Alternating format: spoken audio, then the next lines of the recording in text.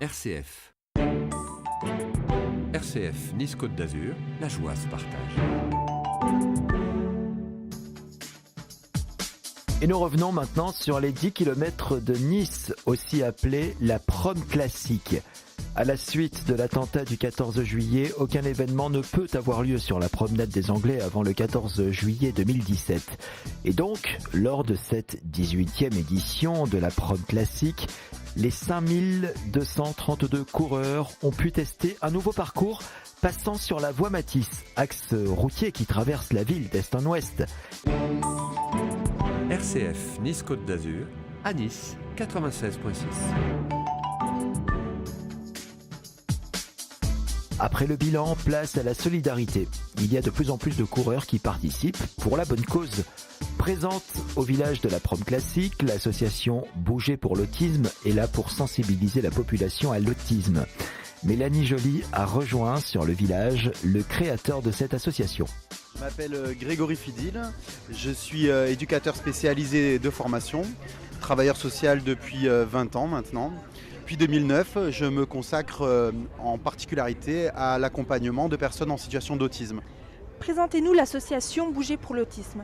C'est une toute nouvelle association qui a été créée suite au succès qu'a connu notre groupe sur Facebook.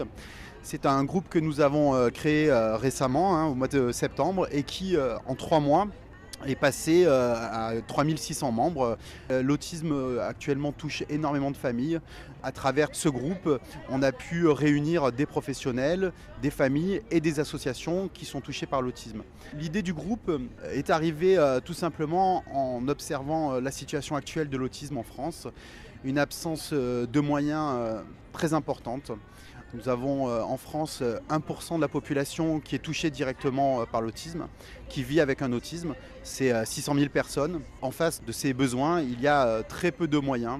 On estime qu'à peu près seulement 20% des moyens seraient couverts sur l'ensemble du territoire, laissant énormément de familles sans aucun moyen d'intervenir. Sportif moi-même, je me suis dit que les valeurs du sport pouvaient être vraiment un bon moyen de communiquer et de faire parler de l'autisme.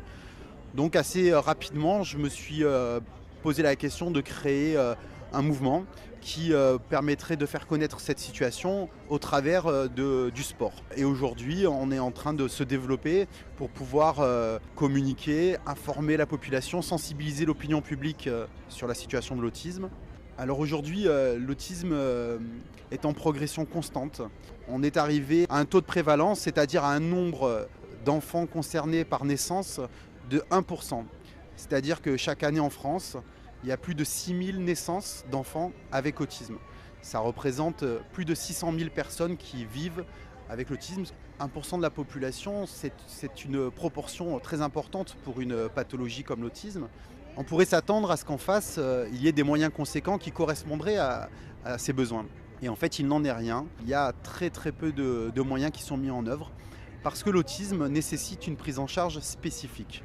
Dans les faits, pour vous donner un exemple concret sur le département des Alpes-Maritimes, aujourd'hui, d'après les dernières données du Centre régional d'information sur la situation des handicaps, le CREAI, ils ont estimé à peu près autour de 2000 enfants avec autisme pour le département des Alpes-Maritimes. Pour ces 2000 enfants, le département des Alpes-Maritimes a 217 places d'accueil spécialisées autisme, c'est-à-dire des places d'accueil dans des établissements formés pour accueillir les enfants avec autisme. 217 places pour 2000 enfants. La démonstration est faite de l'absence de moyens. Nous sommes dans le 4e plan autisme, mais concrètement, les plans successifs n'ont pas abouti sur des réels changements dans le quotidien des familles. Il y a eu de l'information, il y a eu récemment par exemple un site qui a été créé dédié à l'autisme, un site du gouvernement, autisme.gouv. Mais dans les faits, pour le quotidien des parents, rien n'a changé. Si vous n'avez pas la chance de faire partie des 10% de familles qui ont une place dans les Alpes-Maritimes, qu'est-ce qu'il vous reste à faire ? Vous occupez vous-même de votre enfant avec vos propres moyens, ce qui veut dire ne pas avoir la possibilité de travailler, ne pas avoir la possibilité d'avoir une vie sociale. Et c'est cette situation-là aujourd'hui qui est inacceptable pour nous. Pourquoi avoir choisi la Prom Classique pour parler de l'autisme ? C'est vraiment l'objectif premier de notre association, d'être présent sur des manifestations sportives. C'est vrai que notre objectif, c'est de sensibiliser l'opinion publique. Et à travers le sport, tout naturellement, on s'est dit qu'être présent sur des manifestations sportives pour pouvoir participer, mais également d'être présent sur le village pour pouvoir sensibiliser l'opinion publique. Mais la solidarité ne s'arrête pas là. Grégory Fidil est aussi à l'origine du service d'aide et d'accompagnement à domicile Domiduc. Je suis un professionnel aguerri de 20 ans d'expérience de travail social et mon cheminement professionnel m'a amené à essayer de réfléchir pour trouver des nouvelles modalités d'action.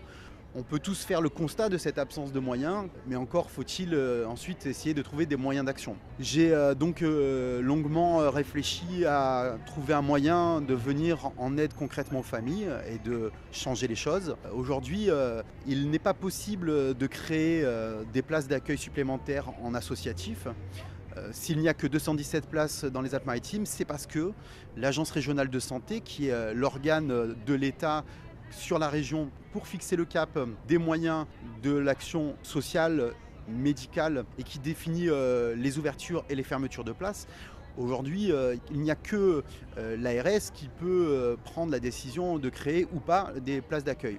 Bien évidemment, c'est purement et simplement qu'une question de budget. Je me suis donc tourné vers des nouvelles dispositions juridiques que l'État a organisées, a prévues, qui sont l'économie sociale et solidaire, l'agrément entreprise solidaire d'utilité sociale, qui permettent de créer une structure de droit privé pour pouvoir agir pour un objet social sans but lucratif, en tout cas sans but d'enrichissement personnel. Créer une structure pour pouvoir intervenir à domicile. Par rapport aux dispositions législatives, le service à la personne me paraissait le plus approprié puisqu'il permet de faire bénéficier les ayants droit, les familles pour lesquelles on interviendrait à domicile, de situations fiscales qui permettent de faire baisser le coût de telles prestations.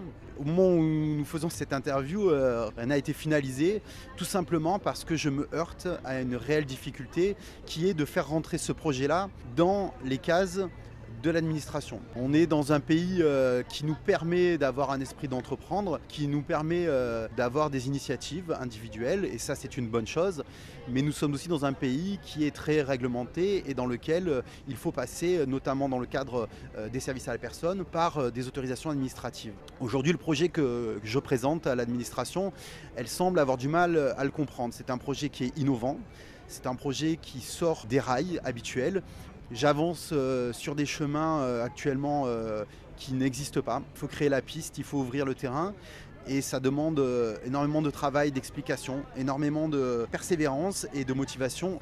Domeduc, c'est un service qui permettrait aux familles de bénéficier de 2 types d'intervention à domicile. Une première action qui serait la mise à disposition des familles d'une équipe d'éducateurs spécialisés formés à l'autisme pour permettre la mise en place d'interventions éducatives à domicile. Le deuxième axe, c'est d'organiser ce que j'ai nommé un relais éducatif pour permettre aux familles d'avoir des intervenants à domicile pour pouvoir confier leur enfant ou leur adulte d'ailleurs, de manière à pouvoir organiser leur quotidien, à avoir un petit peu de temps libre, à reprendre une activité professionnelle, en complément également aux prestations qui sont proposées par les établissements et services qui existent. L'ANES me recommande une intervention précoce et pluridisciplinaire, dont une intervention éducative dès l'âge de 3 ans. Si on intervient dans la petite enfance, tout cet investissement en temps et aussi en moyens, on va le rentabiliser pendant toute la vie future, toute la vie de cette personne que l'on va stimuler dès son enfance.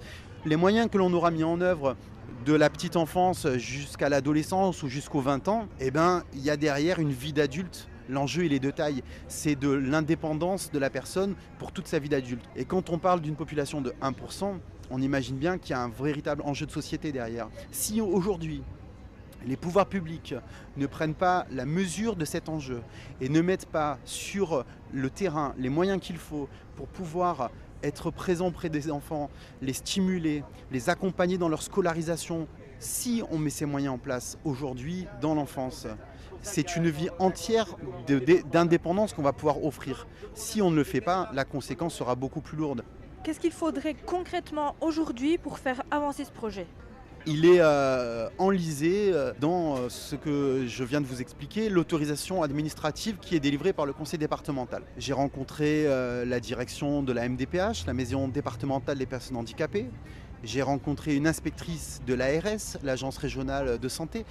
Toutes les personnes que j'ai rencontrées ont toutes dit que c'était un projet dont ils avaient besoin. Aujourd'hui, nous sommes dans l'après-rapport Piveteau. Le rapport Piveteau, c'est un rapport qui fait état de la situation préoccupante des personnes qui se retrouvent sans solution. Et malheureusement, force est de constater pour tous les professionnels que les personnes avec autisme sont très largement représentées dans ces ruptures de parcours. Bien évidemment, on a parlé des carences de place. Donc, quand j'ai rencontré le conseil départemental, la MDPH, l'ARS, tout le monde a dit « Votre projet répond à un véritable besoin et il faut qu'il aboutisse, nous allons vous accompagner dans la mise en place de ce projet. » Par contre, aujourd'hui, quand je dépose mon dossier pour obtenir mon autorisation, l'autorisation administrative, je reçois des refus successifs ou des demandes de complément de pièces que j'essaye de fournir parce que, bien évidemment, il s'agit d'un projet qui est innovant et il est difficile de le faire rentrer dans les cases préétablies de l'administration parce qu'elles n'ont pas été taillées sur mesure pour mon projet, ce que je peux comprendre. Mais par contre, le projet Doméduc, on peut le retailler. C'est ce que j'ai expliqué depuis le début aux personnes que j'ai rencontrées, c'est qu'on me permette d'être accompagné par des techniciens de ces commissions d'autorisation pour m'aider justement à bouger les lignes du projet qui nécessitent d'être bougées afin qu'il rentre dans les clous. Aujourd'hui, si on veut vraiment que ce projet aboutisse, il suffirait tout simplement de se mettre autour d'une table avec les différentes instances du conseil départemental, de la préfecture et qu'ensemble, on affine dans le projet les éléments qui peuvent poser problème pour qu'on puisse aboutir ensemble. Le projet Doméduc, c'est aussi un pourvoyeur d'emploi. C'est la possibilité de recruter des éducateurs spécialisés, de les former à l'autisme, donc de créer des pools de spécialités, de gens avec des diplômes, des qualifications. C'est la possibilité d'embaucher des auxiliaires de vie pour les interventions à domicile, pour les gardes à domicile. À l'échelle d'un département comme les Alpes-Maritimes, c'est un formidable projet de création d'emplois. Aujourd'hui, l'ambition, elle est là, c'est de créer de nouvelles modalités d'intervention sociale. Et si on arrive, tel que je le conçois, à structurer un projet cohérent, un projet solide, je fais appel à tous les élus, à tous les représentants de ces différentes instances pour qu'elles prennent conscience qu'elles ont un rôle à jouer. Et ce rôle à jouer, il aura un retentissement important, 1% de la population. Donc je pense qu'il y a un enjeu également pour toutes ces personnes-là. Je leur demande d'être à l'écoute de ça et de pouvoir venir vers moi parce que j'ai besoin de leur aide.